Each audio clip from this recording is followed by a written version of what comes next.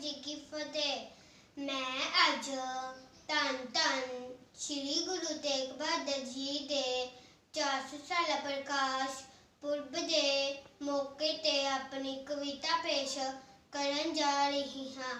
कनकोर कात है कहरांदी बिजली है तेग जड़ा दांडी पर गड़ा जुलमदा वरदा है मर रही खेती फरियादां दी मर रही खेती फरियादां दी दिल्ली दे दुख दे दिल अंदर अज पीड़ अनोखी हो रही है।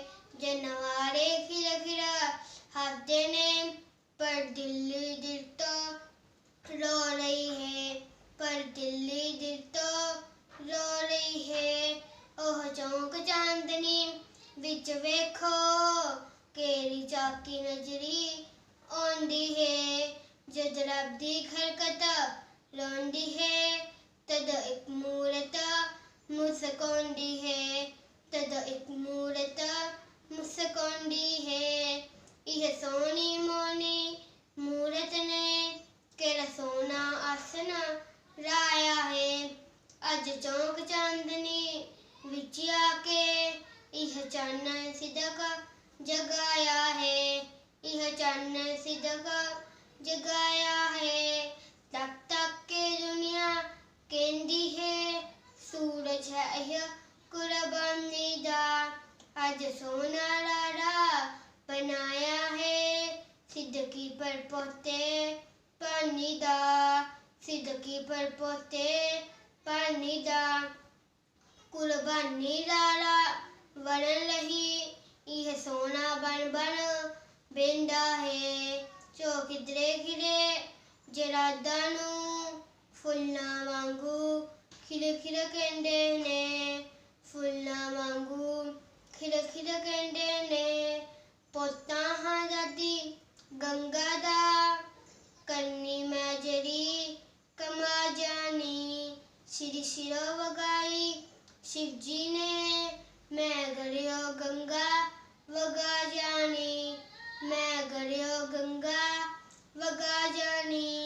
जेड़ा है बाबा अर्जन दा तेगा है तेग वारे दा। अज चौंक चांदनी अंदर मैं करना है कम उचारे दा। अज चौंक चांदनी अंदर मैं करना है कम उचारे दा।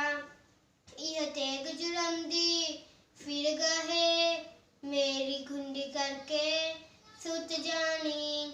खासत मेरी कुर्बानी दी ओह तोते तोते तुत जाने। खासत मेरी कुर्बानी दी ओह तोते तोते तुत जाने। मेरी सारंग दे फिरदे सी खंजा दे मुंह मुड़ जावे। मेरी इसरा दी तड़ा विच यह तक्खी ताक रुड़ जावे यह तक्खी ताक रुड़ जावे। मेरे यह व्याधी फिरदी है तेरे यह तलवारा हन। हारां विच मेरियां जित्तां हन जित्तां विच तेरियां हारां हन। जित्तां विच तेरियां हारां हन जित्तां विच तेरियां हारां हन। वाहिगुरू जी का खालसा वाहिगुरू जी की फतेह।